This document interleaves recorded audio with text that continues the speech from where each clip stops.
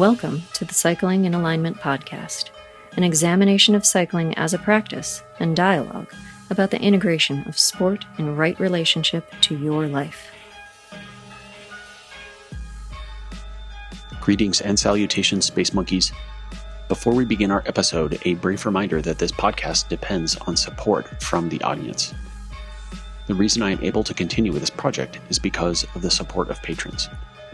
If you are a member of my audience and you feel I have offered you insight or added value to your cycling journey, please consider a visit to my website, colbypierce.com, where you can make a contribution to the Cycling in Alignment podcast. You can support the show for as little as $8 for a one-time contribution, or choose to subscribe as an ongoing member. Thank you for your consideration.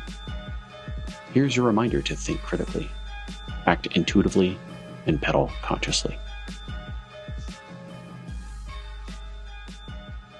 Greetings and salutations, Space Monkeys, cycle nuts, soma nuts. Soma meaning body, not meaning explorer. So many people out in my neighborhood working at night. My neighbors like to come out with headlamps and weed at night, which could be kind of annoying, except that also in our neighborhood there's a plague of thievery happening. Lots of people have bikes stolen out of their garages and whatnot, and so if my neighbors are weeding all night, it's less likely to happen. So there's a little bit of gold in every patch of sour lemons. I don't think that's an expression. It is a slightly breezy, cool, but relatively warm night for February. You might hear some wind noise. I do have my little fluffy microphone wind deflecting device on. It looks like a Tribble from Star Trek. If you don't remember any of those episodes, well, get on it. Get on it, man. You got to know what a Tribble is. And the stars are out, but the moon is not. And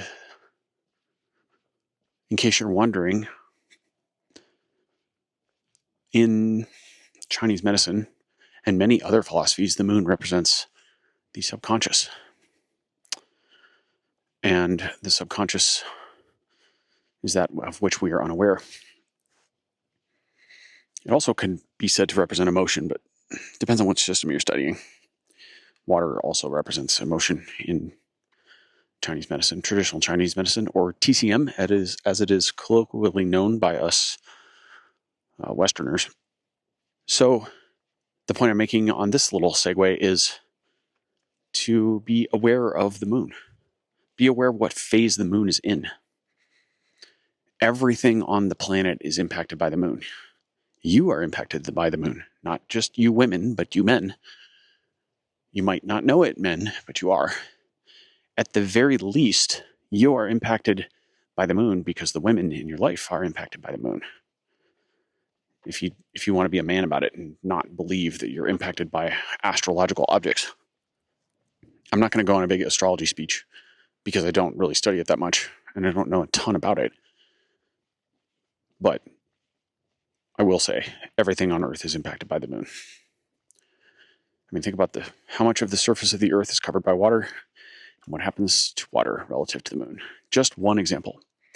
Also consider that your body is like 98% water by molecular count and like 65-ish% water by weight, depending on how old you are and how healthy you are and how fat you are. So if every ocean and every body of water is impacted by the moon, would it not stand to reason that you are as well? Okay. On to the thing that I'd like to discuss. First, some housework. My website is slowly coming into focus. I have bursts of creative energy that go into it, and it's being molded into the vision that I have. It's not really there yet, but it's a long way from where it was previously. So it's coming. But I have in mind a resource that people can access and utilize for their benefit. I also have lots of ideas about how to work with people more and help them more. They're in motion. That's all I'm going to say at the moment, because I don't want to spew a bunch of random stuff without more concretization of the initial plans. Right now, they just exist in my mind movies. So I'll just tease you by saying that they're there, because I think a lot of people need a lot of help. And I think that I might be able to help some people, which, to be clear, is not to say that I am some sort of Marvel Jesus or bike racer messiah. That is so far from how I see myself. One of my fitting colleagues recently reminded me that I do not know everything. And I'm pretty sure that I hold this in my consciousness all the time, but the fact that he felt it necessary to remind me of this tells me that I must have been speaking in a way in which I conveyed that. So that's not my intent. And when I think about it from an introspective standpoint, that is definitely not my line of thought, for sure. So I apologize if I gave you that impression, or maybe momentarily I was consumed with the rapturous noise of my own voice. Ugh. And also, look at stars. I mean, starlight's really interesting because it's, when you're looking at it, you're looking at history, right? Meaning this delight that was generated by that star was generated 5 years ago, or 50 years ago, or 100,000 years ago, some preposterous number that we probably can't conceptualize, depending on which star you're looking at. That's cool. It's like looking into a time capsule in reverse. Also, it's the entire spectrum of light focused into a pinpoint. I think stars have a lot to say to us. Also, it's good for your posture. You know, looking at stars offsets the looking down at the phone.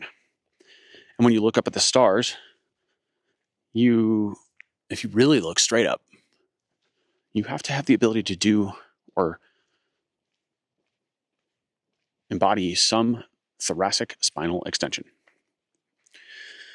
In case you don't know what the heck that means, thoracic spinal extension could be described as, well, a prone cobra properly performed. In case you don't know what that is, that'd be the non-Sanskrit term for a yoga pose where you lay down on the floor on your stomach and you push yourself up with your arms, keeping your hips on the floor.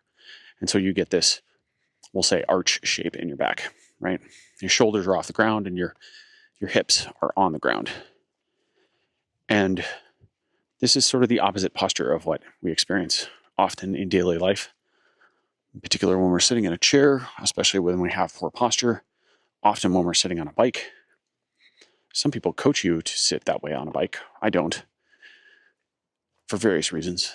And also when we're, slumped over looking at our mobile communication devices, that is thoracic and spinal flexion. So flexion, moving towards the fetal position. Curl up into a ball, that is flexion. Anyway, look at the stars.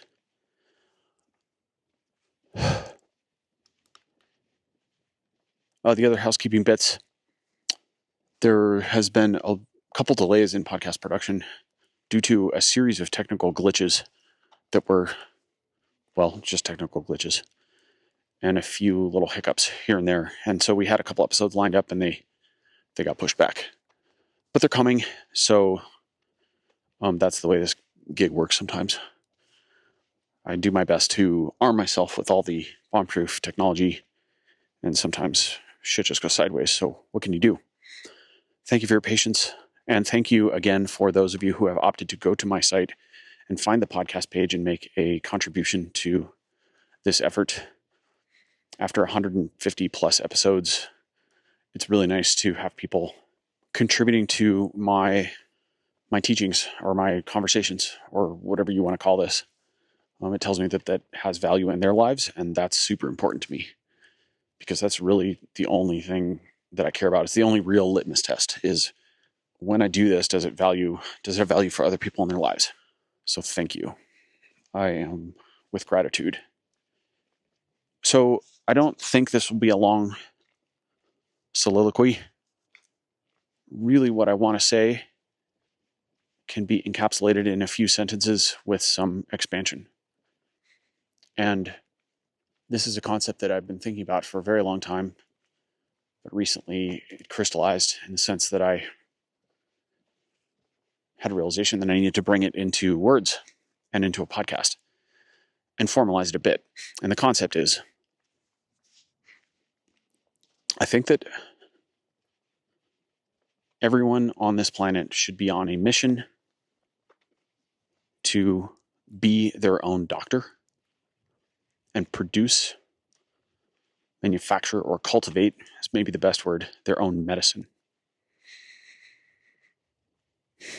And to expand on that idea, I think that a lot of people feel very helpless right now or confused. And we have to take a minute to understand why. I mean, think for a moment about how much information we have access to. And think about how many times you yourself have played Dr. Google, so to speak.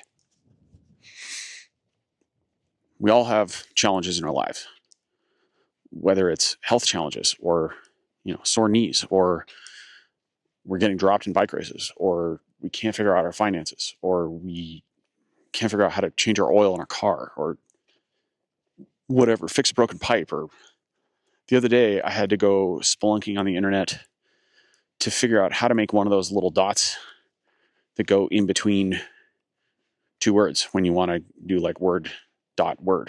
Not like a period, but a dot in the middle. I didn't know what the hell that was called, so I Googled something ridiculous like make a middle dot in the middle of two words dot on Mac dot. And somehow, there was the answer. It actually wasn't too hard to find. Things get challenging when you don't know the terminology, when you don't know what the name of the middle dot thing is, which I still don't remember because I Googled it and I figured it out. And I believe the command is, I think the keyboard shortcut is Command-Shift-9. That part I remember. And then I used it, and that was cool. I did it while I was editing my website, actually. And these are the little mysteries we can solve. In so many ways, our lives are so different than they were when I was 20, because if you had a problem similar to that, I mean, no one had that problem back then, but if you had a problem similar to that back then, you couldn't often find the answer. You couldn't just blurt out, butchered sentences that were misspelled into the search engine and find things out. And there's a lot of power in the ability to find out these types of answers.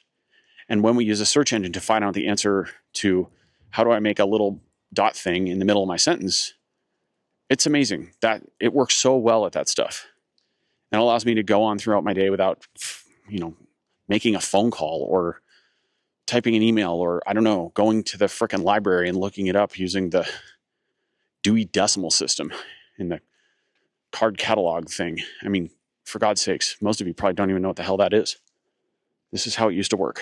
To find some stuff, you had to really be committed and go to the library and spend hours looking through books and finding books. And even finding the right book was an impossible task, let alone finding the information in that book. And then there just wasn't as much information, We've had so many people learn so many things and then make derivative conclusions from all the learning over and over, times infinity in the past 100 years. And now it's air quotes, all in one place. But we have to be quite careful about how we use this tool. Now, here's the paradox. The paradox is that, first of all, the information that is out there on the internet webs is no different than the information that's always existed in the universe. It's just that we have more access to it now more easily, right? As long as you pay for cable or a cell phone bill, you're basically there. You can access it. At least the stuff that isn't paywalled, right? And there is a lot that is not paywalled. And so that is a thing. I won't say it's a good thing or a bad thing. It's neither. It just is. But we have to be quite discerning about how we use that information. And we also have to understand what the nature of the information is we're seeing. So to use that example again, if I want to Google how to make a dot thingy, the internet's great for that. Because it's a simple question. And it's a question of some type of function. You know, how do I apply plumber's tape to threads so that my toilet doesn't leak or whatever? These types of things you can find out on the internet. But something more nuanced and complex, like why does my side hurt under my ribs when I ride too hard? Or why do I cramp in a bike race after 3 hours? You can't find this on Google. Not in the first 3 sentences of your first search page. Now, maybe you can find some answers if you dig and you read. But here's the paradox part. You're going to find experts on both sides of any major issue who will disagree. And I think I've said this before on my podcast. I probably have. But the easiest example by far that comes to mind for me anyway is vaccination. And I will acknowledge this is a contentious topic. I'm reticent to even use the word because I don't want to flare up anybody's hackles necessarily. That's not my objective here. I'm just discussing really the ability for you to be your own medicine. Supply your own medicine. That's ultimately the goal. So, okay, let's use that as an example. We're trying to figure out if we should get a vaccine or not. Because the world is ending and the sky is falling. And everything on the news is all about how everyone's dying. And you can find experts on either side. And this part is, I will argue, indisputable. The experts you can find if you look in the right places on either side of this issue, the ones who say you should get vaccinated and the ones who say you should absolutely not, there are people with the highest level of education. And not just one. There are multiple on each side. There just are. This is fact. And if you don't believe me, I can provide a list on both sides for you. I don't really want to do that because it's kind of a waste of my time, but they're out there. No question. So what the fuck do you do? Who do you listen to? How do you make that decision? Now, every single person listening to this pod made a decision when faced with that exact conundrum. Every single person either chose to get vaccinated or chose not to. And I'm not here to tell you what you did was right or wrong. That's not the point at all. What I want to discuss is how you came to that decision. How did you come to that conclusion? Now, maybe some of you read a bunch of science. And some of you followed a bunch of scientists who made a pro-vaccine argument. And some of you followed a bunch of scientists who made an against vaccine argument. And I would submit that in most cases, you had probably made up your mind already, and you were really looking for evidence to support what you wanted to do, to make you feel better. And this is human nature. Again, I'm not here to, tell you did anything wrong.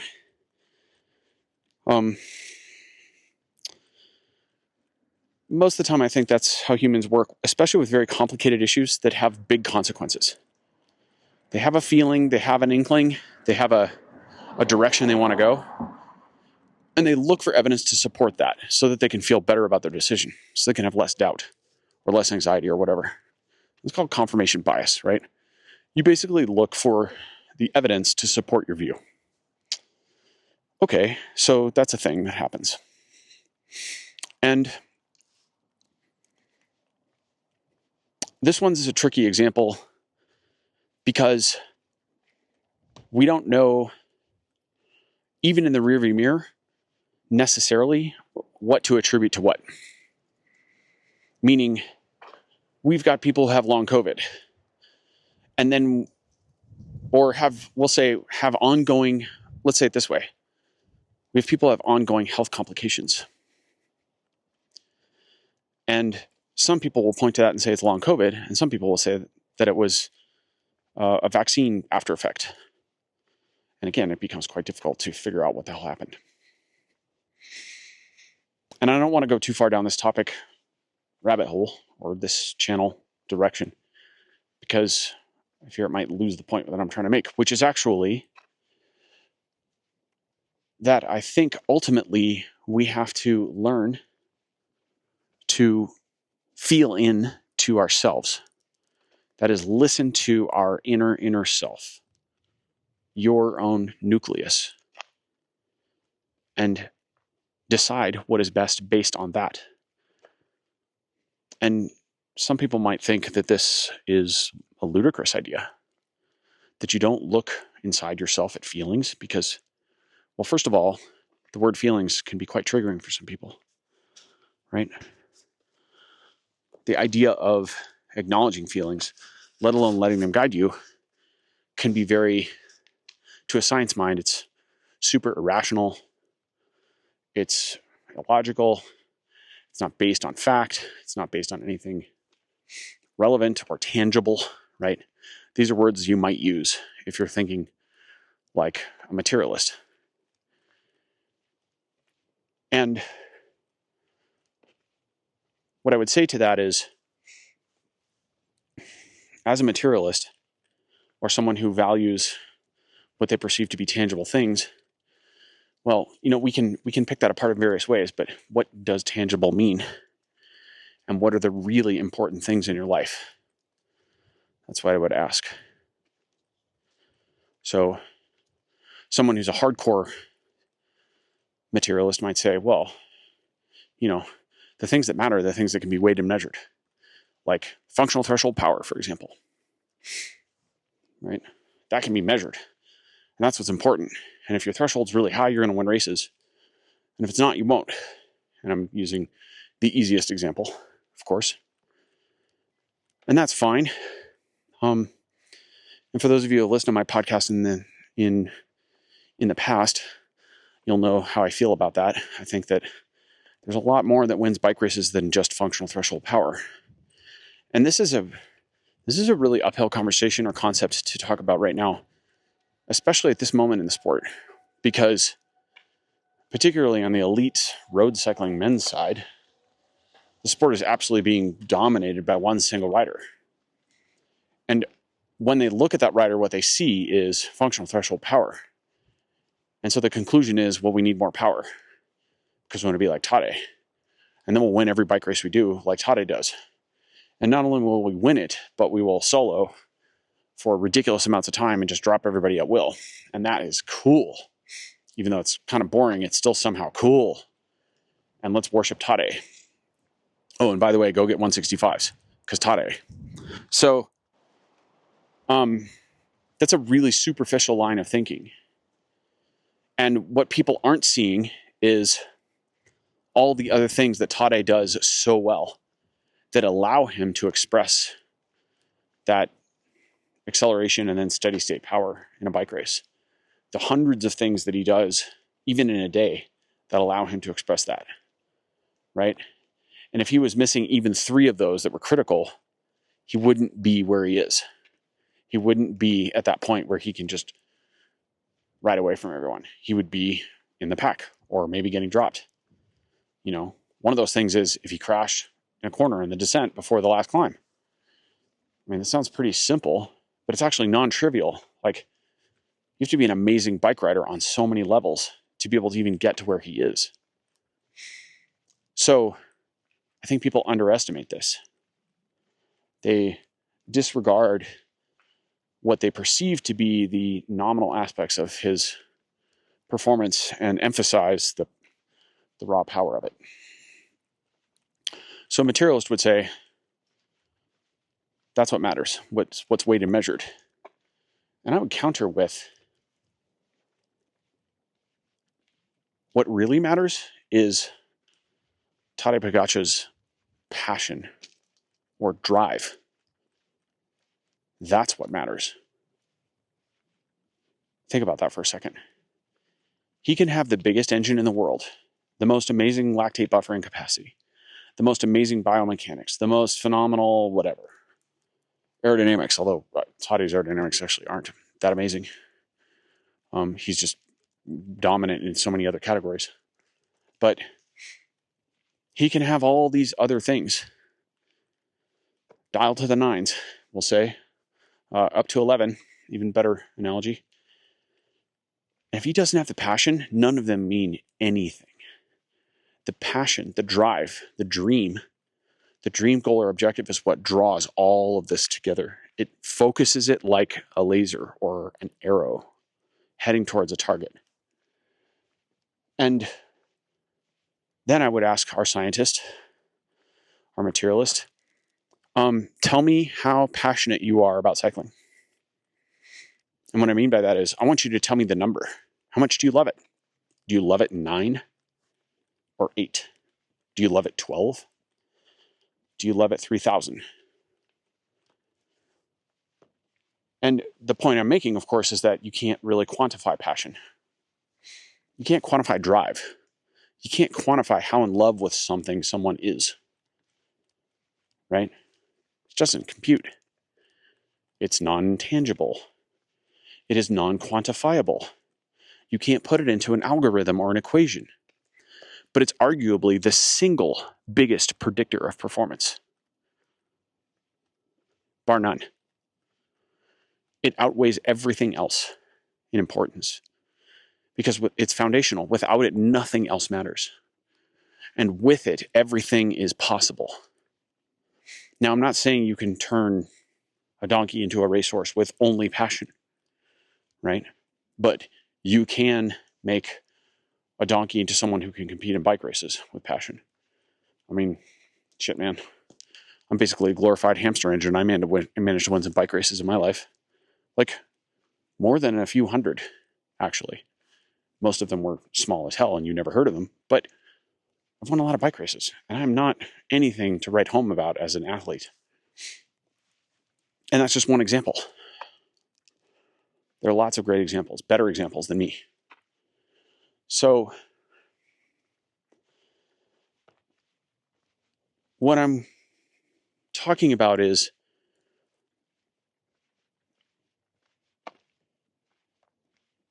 looking at your highest self in any given circumstance and asking what feels right to you. And using that compass, that North Star, to guide you. You can actually use that same technique in any choice or any conundrum.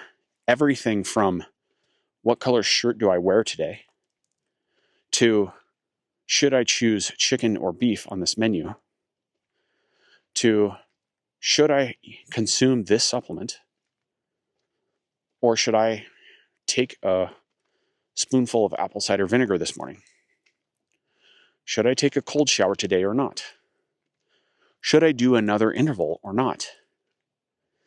And the more you develop this ability to intuit what's in your own highest good without bias and critically without left brain thinking or materialistic ideas or, most importantly, fear driving your decisions, the more you learn to develop that channel, the more in alignment you will be in your life.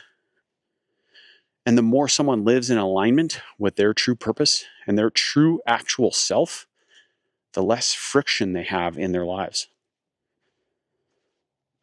Now, pop quiz.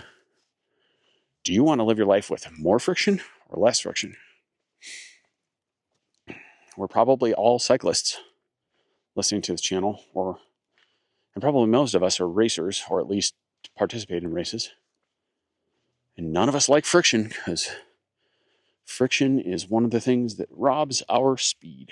So I'm going to pretend that all of you said, I want less friction in my life. Now, curiously, that may actually not be the case because often people become quite attached to their stories. They become comfortable in their environments, even if that environment causes them some friction.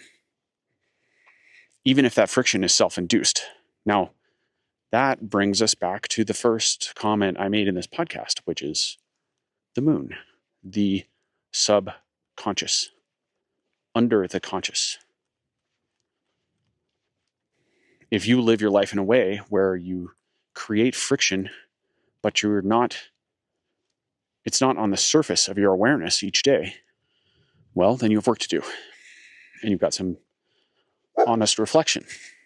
Ooh, hi, puppy. That guy scared me. He was a ninja. That was a golden retriever, though. He just wanted me to come say hi.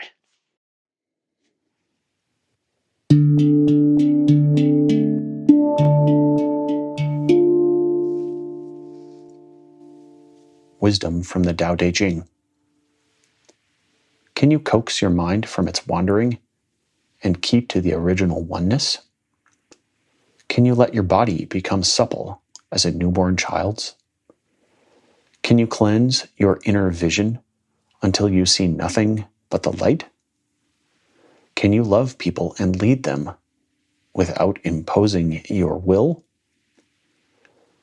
Can you deal with the most vital matters by letting events take their course? Can you step back from your own mind and thus understand all things? Giving birth and nourishing, having without possessing, acting with no expectations, leading and not trying to control. This is the supreme virtue.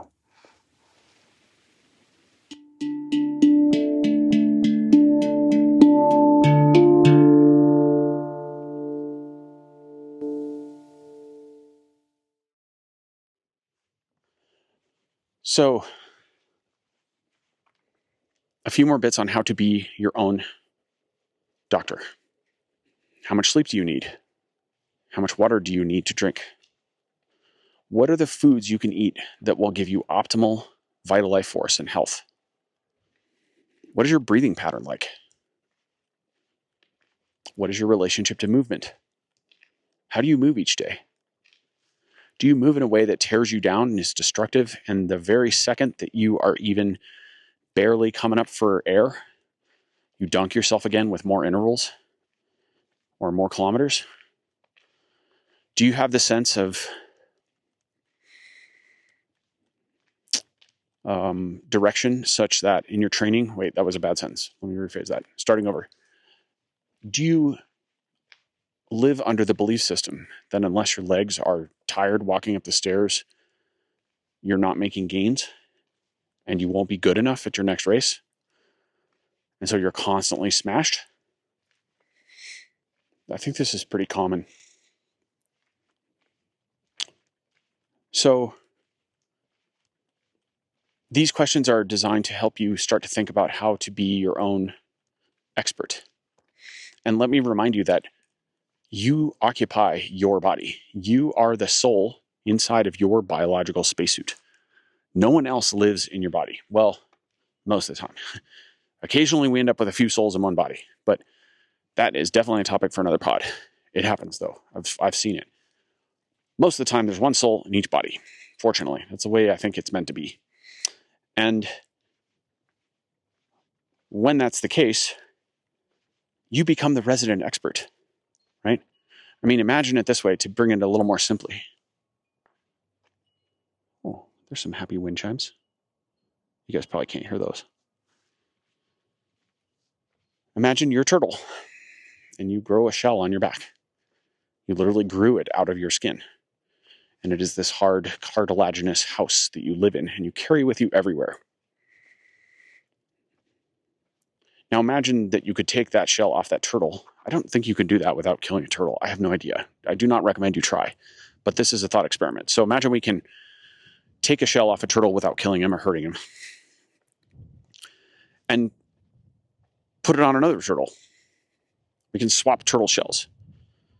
Now, turtles live to be pretty old. Tortoises, I think they live to be like 50 or 60 years old, if I remember correctly. So, okay, this thing's 35 years old, and you rip his house off his back.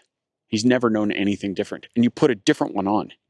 And it's a different shape and a different diameter, and it's got different ridges, and it doesn't quite fit right. I mean, we can see how this wouldn't work, right?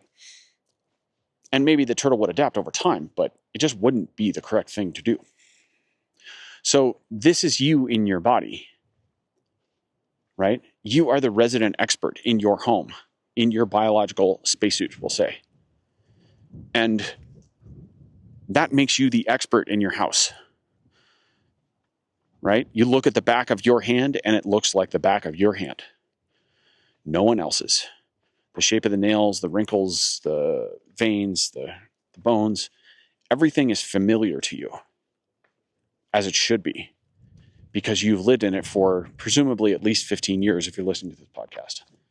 I probably am not reaching that many 15-year-olds. Probably most of you are at least twice that. Just a guess, I really have no idea. So that makes you the expert of being in your body, of having the experience of living in your body.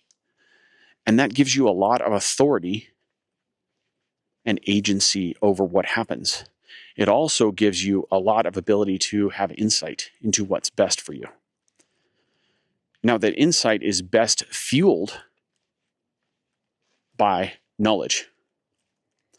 Knowledge comes from exterior sources.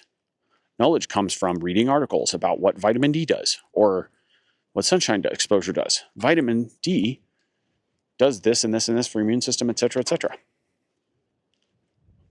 So knowledge is acquired from exterior sources, from conversations of other people who have been educated, from reading books, from reading blogs, from maybe Instagram, from etc., etc.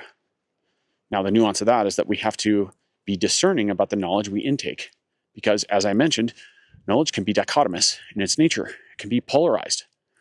You can have one person saying, no, vitamin D is poison, and another person saying, oh, vitamin D is amazing. And I'm sure there are those people out there, right? So something ostensibly as benign as vitamin D can have this polarized perspective. And that's where you get to be your own doctor. You consume the knowledge to a point where it makes sense. And then you put it into practice. First, you ask your higher self, is this something that I should entertain? Maybe a better example would be something that, is bouncing around as an ergogenic aid right now. Something like we could pick citrulline or creatine or, beet juice, right? Any one of these things. Another one would be any number of these compounds that are used to buffer acid, right? I'm forgetting. I'm thinking of the gel that was pretty popular a few years ago that went on your skin. There are a couple different brands of this stuff that had sodium bicarbonate. I can't remember the names of them. Anyway, so this is a great example. Any of these supplements that fall in this category, where somebody, decides to manufacture the supplement and makes a big ad campaign and pays some athletes to use it, and they think it's the coolest thing ever, the neatest thing since sliced bread. And then you hear about it, and you go, will this actually make me faster? Will this, which is one question you could ask. Another question you could ask is it in my highest good to take this supplement? And the answer could be yes to the first question and no to the second, right? Being faster isn't always in parallel with your highest good or cultivating the highest amount of vital life force in your body. So let's just make sure we're clear on that. But you can ask yourself, is this something I need to check out? And listen. Listen to what your higher self says, your inner self says. Now, when I do this, I've been practicing this for a long time, and I get messages in different forms. Messages for me come from my inner self or my soul, often in the form of pictures. I see visions. Sometimes I get feelings, most often in my torso, around my belly button. And when something's a good choice, I usually get a sense of warmth or like a rising up or an increase in energy would be the way I could describe it. It's a bit hard to verbalize. But this could be anything from feeling I get when I'm reading a really good book to what I should pick on a menu. Visions are more likely to come when I'm thinking about a trip I'm going to take somewhere, or a ride that I'm going to do with certain people, or a ski trip, or something like that. Usually I can see clearly into the future and I can see what's going to happen. I have some picture that comes to me, and if that picture is clear and seems cohesive, then that's a yes for me, right? So as often as I tell you in this pod that the world isn't black and white and yes and no, to some degree, this method is somewhat binary. It's pretty much a 1 or a 0. And there are times when it's definitely a 0.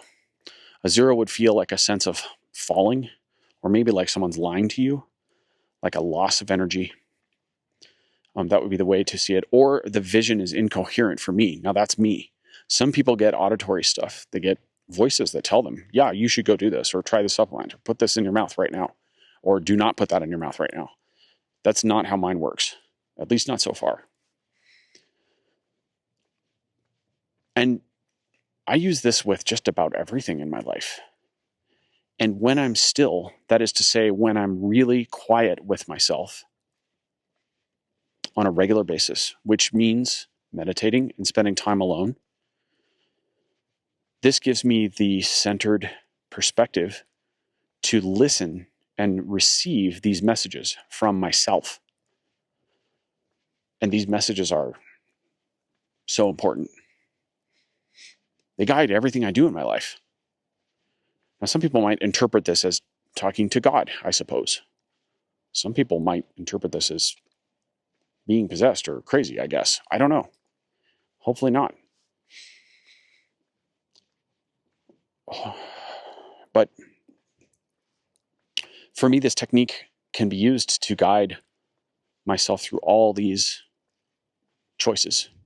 And the utility of it is such that when I do it, so let's say I'll make up a thought experiment. So I decide I'm going to try creatine.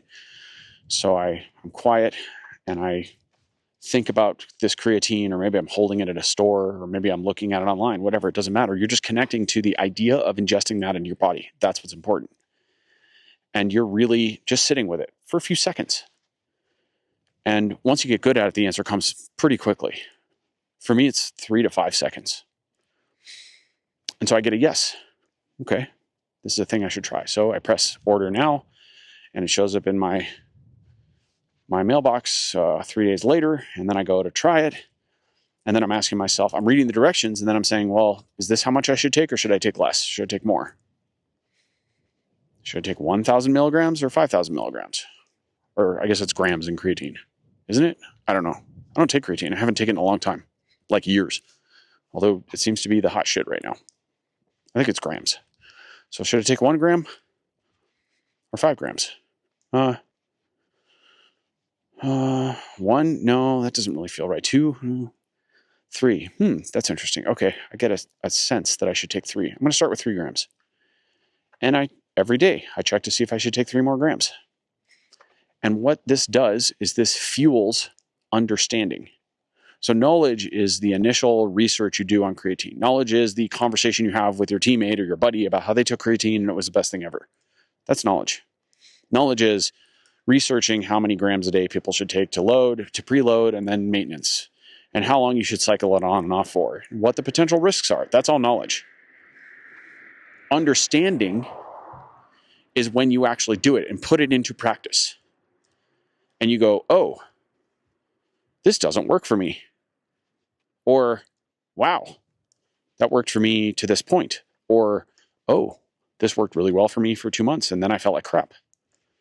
That's understanding. And understanding is the most important part of being a human. It is what defines us. It is why we're here. We are here to have understanding, to have experiences of things. And then you can share that experience with someone else, and your sharing of your understanding is knowledge for them. And then they have to put it into practice and see if it works for them, assuming that it's something that they think they should try based on their conversation with themselves. So this process is completely different than how many people make decisions. Many people make decisions based solely on knowledge.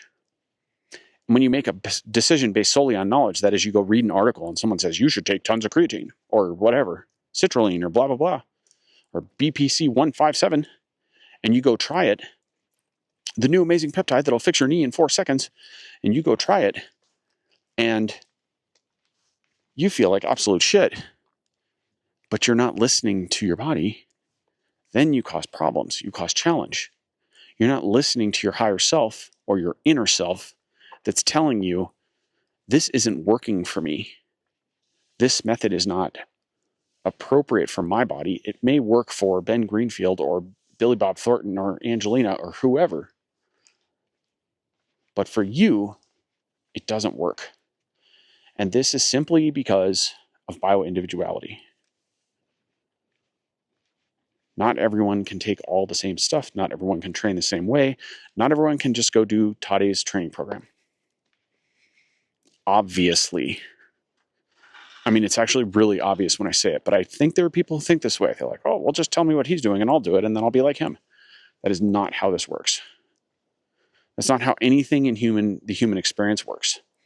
There are moments when you can do what other people do and you get great results. Yes.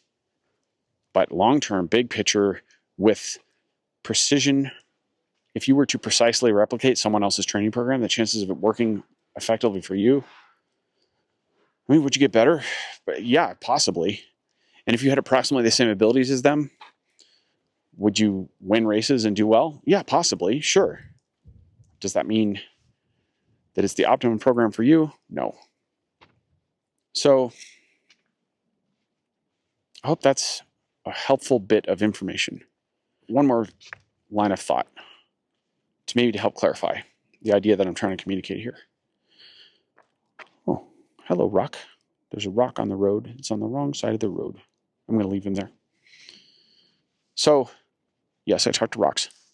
We can easily, in our culture, get sucked into the worship of science. This is scientism. It's our new religion, right?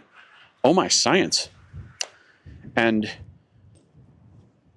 when we do this, we default to science as the thing that should answer all our questions for us. And I disagree with this mindset or this perspective because, as I said before, I think what's really important are actually the intangibles. You know, how much do you love your wife? How much do you love your husband? How much do you love your dog? How much do you love riding bikes? Tell me the number, how much you love riding bikes. This is what's important. It's the feelings, it's the passion. And so when we consult too many experts and we rely on knowledge to be our exclusive guide, our exclusive compass, we're not translating knowledge into experience and understanding. Translating knowledge into experience by putting it into practice, that's where the learning happens. That's where growth happens. And that's also where critical thinking happens. When we think critically about whether something works for us, and when we're honest about whether it works, then we can walk with real authenticity through our lives. A man or woman cannot know their yes until they define their no. So in order to know your no, your N-O, no, K-N-O-W, your no, N-O, you must have experiences. And you must also learn to trust your inner self. Cultivate a relationship with the deepest part of your soul. And it will tell you exactly what's in your highest good. And sometimes you might not like the answer. If you're really listening, it will give you answers that challenge you. It will give you answers that seem maybe risky or maybe conservative, right? But when we're chasing shiny objects and our conscious mind is being driven by the internet or by addictions, addictive behaviors, then we can get way off track and we can override the messages of the soul. And this gets you into big problems, right? Also, when the ego drives the ship, trouble comes, because this is how we bury ourselves. And when fear grabs the steering wheel. So an example of when fear grabs the steering wheel is pretty simple. You wake up Tuesday morning, you're supposed to do intervals, you're completely smashed because you rode really hard all weekend and then lifted weights and then didn't eat enough because you're also trying to lose weight. And you slept okay, but not amazing, if David Goggins can sleep 4.5 hours, 7 hours is fine for me. Quit being a fucking pussy and get on your bike. So you go to do intervals Tuesday and you are just smashed to oblivion. But rather than listening to, it's not even your higher self at this point, it's just common sense, to be honest. The fear that you're going to fall behind, or the fear that you won't perform, or really when it boils down to it, the fear that you are not enough, that will force you to do the intervals, so to speak. And the result of that type of forced effort, it's almost never productive. Almost never productive. Trust me on this. I raced my bike as a pro for 15 years, and I've been racing bikes for 35 years. And there are a lot of examples I can think of where I've tried to force training rides when they weren't there. And man, it almost never works out. I would say best case scenario for me are a few times where I forced it and I just barely managed to fake it on race day anyway. But the majority of the time when I forced it, it just buried me. It just completely buried me. The only kind of exception that goes in the same category are days where you think you're on the fence about whether you should do efforts or go long and you can't quite figure it out. And instead of forcing something, you just kind of open up and let it flow. And every so often you get this magical day where 4 hours in, things open up and you feel amazing and it turns the corner. That can happen, but it's not because you forced it. It's because you opened, actually. There's a difference. You let the efforts come rather than trying to hammer them out. Sport isn't always about doing more. It's not always about effort. It's about letting passion express itself. There's a difference. Anyway, that's what I've got for tonight. I hope you found that conversation helpful. And as always, think critically, pedal consciously, and act intuitively. Maybe I guess what I did is actually unpack that philosophy a bit for you in this conversation. Let me know what you think of this. I hope you found it maybe a bit insightful, and I recognize my thoughts are not always in a tidy, bullet-pointed format, but sometimes that's the best way for them to come out. It's even more clear now at the end of this walk than it was. I'm looking at Orion's belt, and the stars are saying things to us. Are you listening? Thanks for listening. Attention, well dippers. Did you know that I offer a unique service at my studio in Boulder, Colorado? An integrative fitting is the culmination of my experience and understanding that helps an athlete have a deeper insight into their relationship to cycling and movement. This is understood in the context of how the dream, goal, or objective aligns the client's choices and habits. The psyche, the environment, and drive will all influence the current expression of athletic ability. As we understand these factors, we can shape and direct athletic potential. What this means in a practical sense is that we spend about 6 hours working together, including a short or outdoor ride. I will film you on and off the bike, and we will discuss an extensive intake questionnaire. You will leave the fitting with a unique perspective on your function and with actionable pathways to improve your performance. This service was created specifically to help cyclists who have been through various fitting sessions and have had unsuccessful or unsatisfactory results. We dig deeper to find more meaningful outcomes. If you are interested in knowing more about an integrative fitting, please visit my website, colbypierce.com, where you can book an appointment.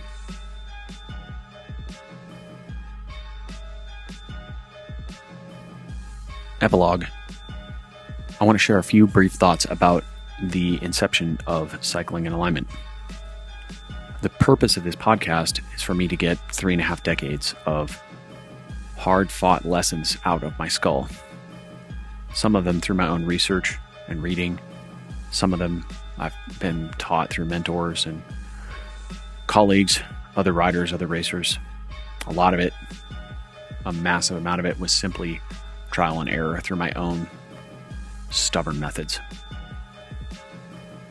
And that has amassed a certain amount of experience and knowledge, understanding. And while I think I'm reasonably smart and I know quite a bit of stuff, I want to make it clear that the opinions that I share on this podcast are belief systems built on what I've experienced to this point. And that some of those opinions are pretty strong, but they are also loosely held. That is to say that if I learn more about a topic and have a greater level of clarity or understanding, then my old belief systems will be abandoned and I will now operate under that newfound knowledge.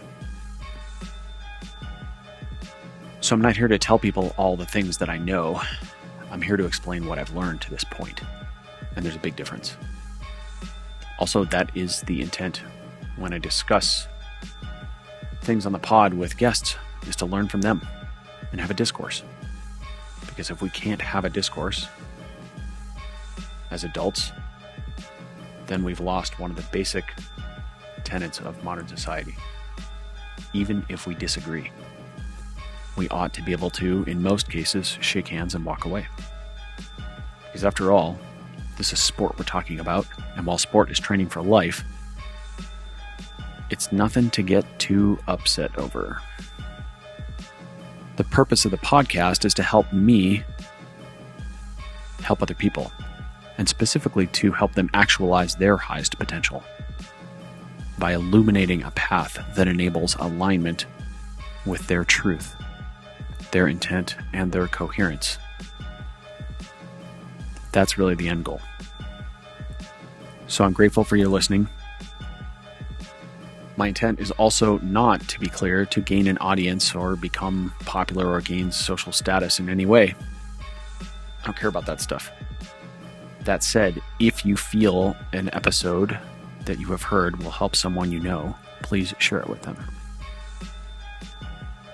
That helps us reach the end goal, which is to help more people. Thank you for listening. I'm grateful for your time and attention. Blessings.